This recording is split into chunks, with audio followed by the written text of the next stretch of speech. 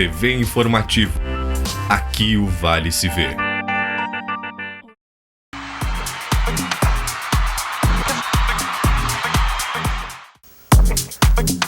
Semana de jogo da seleção brasileira e as novidades. Daniel Alves e Kaká estão no time de Dunga. A LAF, que tinha de ganhar ontem à noite, apenas empatou com São José na Liga Nacional. Tudo ficou para a última rodada. E o Lajadense, o primeiro dos 2 jogos decisivos pela Copa Luiz Fernando Costa, acontece nesta quarta-feira à noite, aqui em Lajeado. É agora, Papo de Goleiro.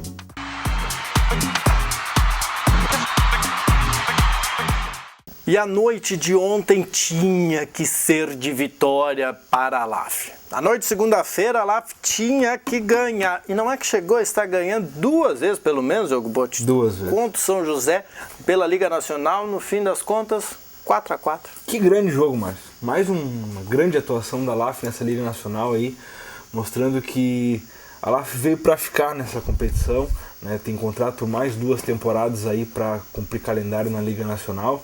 E realmente ontem, um grande jogo no Complexo Esportivo da Univates. A LAF saiu perdendo por 2-0, 2 gols de desatenção defensiva do time lajadense. Buscou a virada para 3-2, cedeu o empate. Aí nós já estamos falando dos 5 minutos finais do jogo, né? Buscou a virada, sofreu o empate de novo.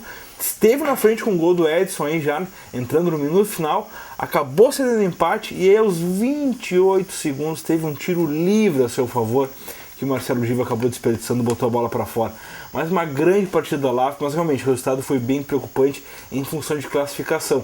Muito aliado ao outro resultado, onde o São Paulo, lá no Paraná, ganhou do Guarapuava, eliminou a equipe paranaense da disputa e se credenciou para ser a equipe quarta classificada. O São Paulo, que nas últimas 6 rodadas estava morto, começou essa recuperação com a vitória sobre a própria LAF aqui, e agora tem grande chance de ser classificado aí dessa chave. A LAF precisa vencer o Crona Joinville na última rodada e torcer para um tropeço do São Paulo, que enfrenta o Intel e Orlândia.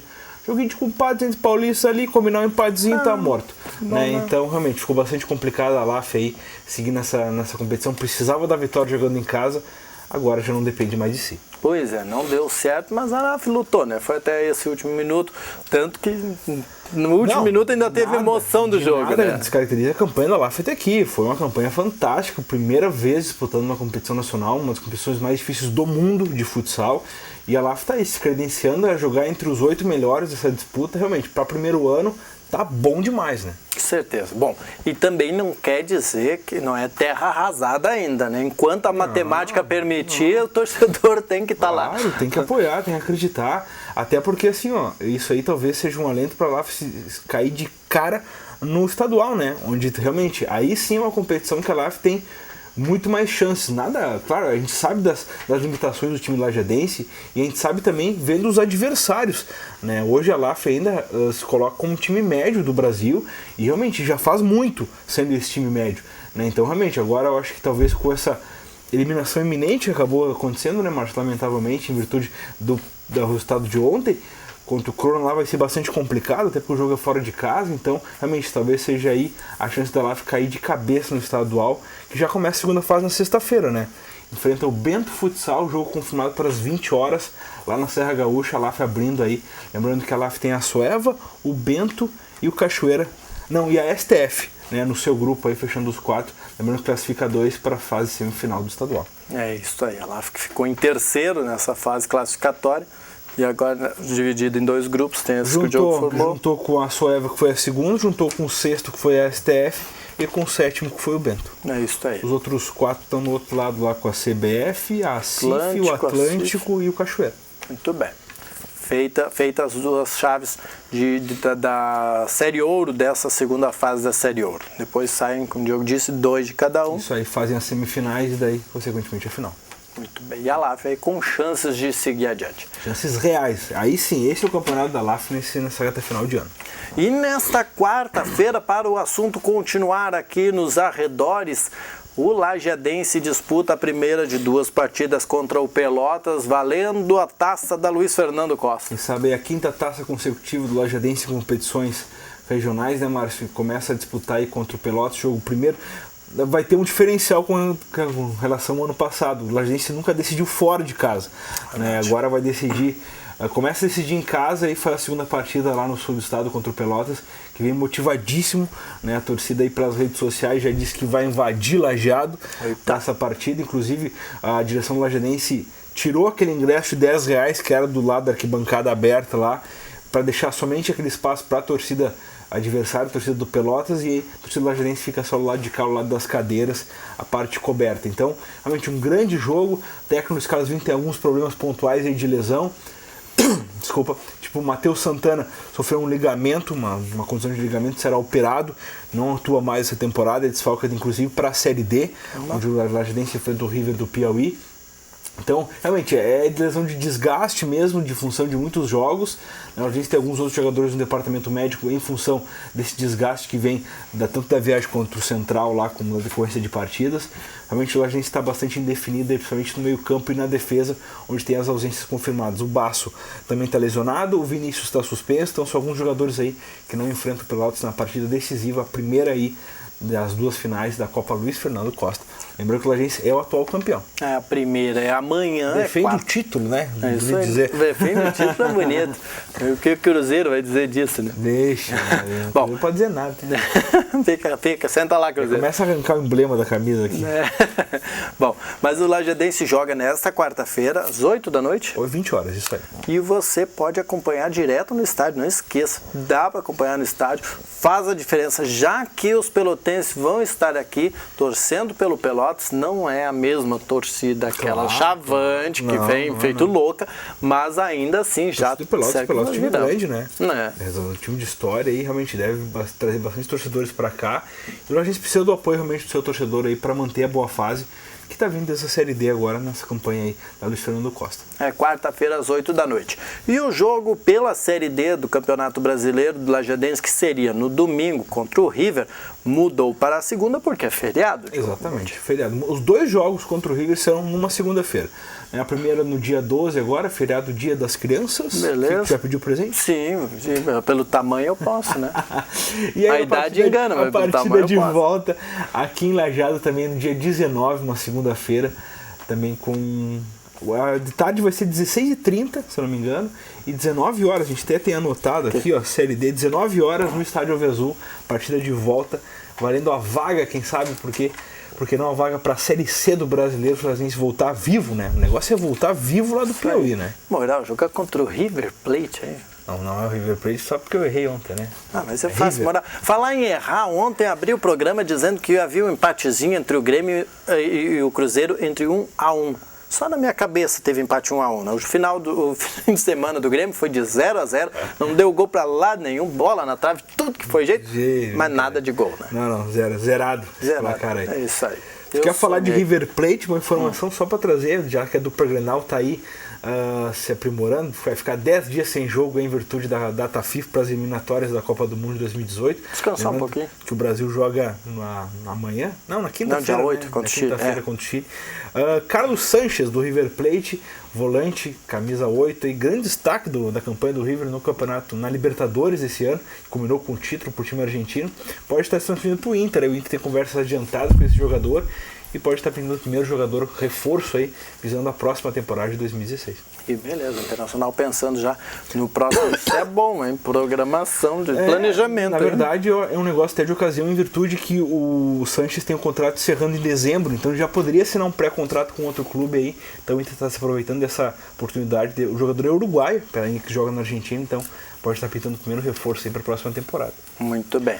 E então o Lajadense joga essa primeira, vai ser no Dia das Crianças contra o River, a segunda vai ser aqui a decisão e você também tem que comparecer. E Lajadense, quem sabe, hein? Duas partidinhas. A música aquela diz tudo, né? Estou a 2 passos do paraíso. O Lajadense está a 2 passos do paraíso, pelo menos vai ser a primeira vez. Mas tem que ir passo a passo, né? Tem que fazer a primeira partida lá em Teresina. Pode tropeçar no primeiro. Não pode voltar com o resultado assim como o Central saiu daqui levando 4 aí na bagagem. Então a gente tem que voltar vivo desse confronto contra o River. O River que é um time que coloca aí 30, 35 mil pessoas no seu estádio, então a gente tem que superar essa pressão e jogar como o time grande mesmo que tá querendo ser. Tem peso Chegou de a gol hora... fora não, Diogo? Tem peso de gol fora. Chegou a hora da decisão, então a gente precisa se impor aí mesmo jogando fora de casa e trazer um bom resultado para no dia 19 decidir aqui diante do seu torcedor, quem sabe a vaga para a Série C, histórica. Antes disso, não esqueça, quarta-feira às 8 da noite contra o Pelotas pela Luiz Fernando Costa, importante e decisivo também. É final, tem que ir. Isso aí. Bom, já que o Diogo falou da seleção brasileira, vai jogar agora na quinta-feira, quinta é dia 8, né? Quinta-feira, então tem seleção brasileira e Chile, ou Chile e Brasil, porque o jogo é lá. Dunga chamou, veio o Daniel Alves primeiro para repor, alguém que desistiu. Rafinha. Não quis a seleção. Não quis, não foi lá cuidar da vida dele, lá na Europa e tal. É isso aí. Agora, uma lesão fez com que Kaká fosse chamar Diogo Borges. Nós pensamos que o Kaká ia ser só jogadinha de marketing do meio do ano, lá nos Estados Unidos. E no fim, tá na seleção. Não deve entrar em campo, né? Mas que falar. Um jogador como o Kaká, assim, a gente sabe que toda a projeção dele, passagem pela Europa, jogador escolhido menor do mundo, mas tipo, chega um momento assim que você tem que abrir o espaço para outros, né? E o Kaká é um desses. Eu acho que a gente sabe da qualidade do jogador, mas eu acho que tem jogadores no próprio Brasil jogando mais que o Kaká. Então talvez, eu acho que alguns jogadores num certo nível vão pelo nome. Tipo, tem que levar e tal, chama o fulano que já tá carimbado ali, mas realmente, se tu pegar a seleção, essa pré-olímpica aí, que tem o Valdívia, que tem o Vitinho, que tem o Ars tá na seleção principal, mas que tem o Luan, então se tu pegar a seleção aí, tem muitos jogadores bons, meninos, o Gabriel dos Santos, que é um baita centroavante, que poderiam estar suprindo essa vaga aí ao natural, né? Então realmente, o Dunga usa do seu critério e talvez da experiência para trazer o Kaká, assim como trouxe o Daniel Alves. Vamos ver o que dá. Eu acho que um empatezinho contra o Chile, lá, atual campeão da América, tá de muito bom tamanho. Pois é, o time do Chile não é bobo não, gente. É bem esperto, muito pelo contrário. Tá louco. Bem esperto, tanto que o levou, Chile conseguiu atingir um patamar assim de Brasil e Argentina. Sabe que outro dia, Diogo, acompanhava, não me lembro em qual emissora, mas eles estavam falando, houve uma época que a preocupação do Brasil era o Uruguai, porque já tinha lá de 50 ainda, e a Argentina. E às vezes o Paraguai. Hoje a gente já treme para Venezuela, para Colômbia, Equador, Chile, Equador, todo mundo. Realmente. Guiana Francesa, não, isso ainda não, mas quase, né? É que na verdade o futebol ele monopolizou de uma maneira que esses países têm jogadores atuando na Europa, em grandes centros, que acabam trazendo a experiência de Europa e de Estados Unidos, que está construindo seu futebol há pouco tempo, do próprio Brasil, que exporta muitos jogadores vindo aí dos países em função de custos, né? Tem muito argentino jogando no Brasil, tem muito Paraguai, tem muito Uruguai, então os jogadores vão construindo uma bagagem e passam essa experiência.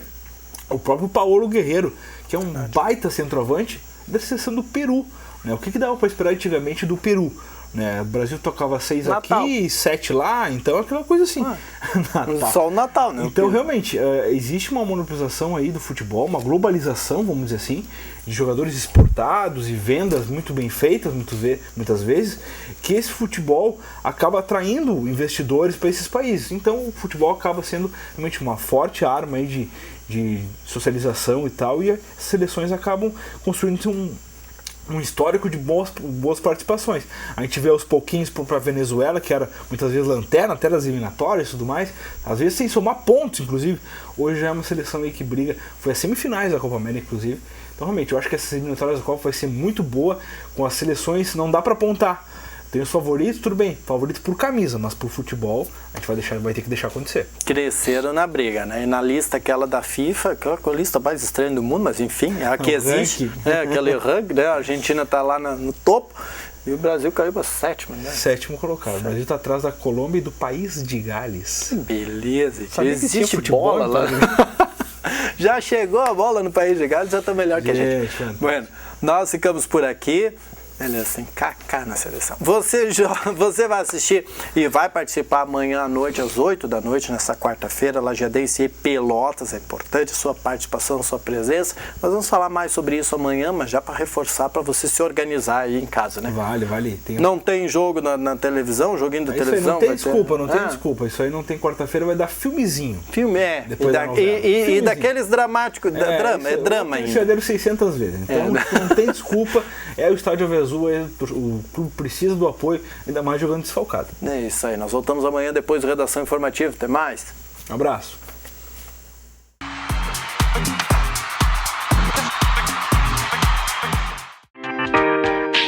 TV Informativo. Aqui o Vale se vê.